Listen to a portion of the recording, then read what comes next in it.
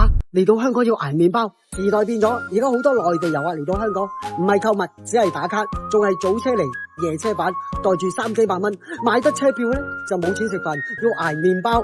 好，我而家就帶你去食一個39蚊嘅套餐，又有麵食，又有凍嘢飲。Let's go！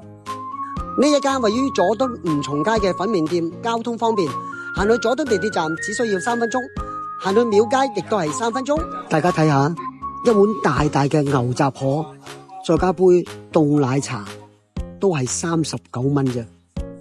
去邊度揾？牛雜分量十足，凍飲仲係唔加錢，真係好有人情味啊！你喺香港嘅便利店買支汽水啊，都收你10幾蚊啦。食完麵行去尖沙咀都係15分鐘，行去廟街夜市咧都係3分鐘，好方便噶。參觀完廟街夜市，行10分鐘就可以到西九龍高鐵站，坐車返屋企咯。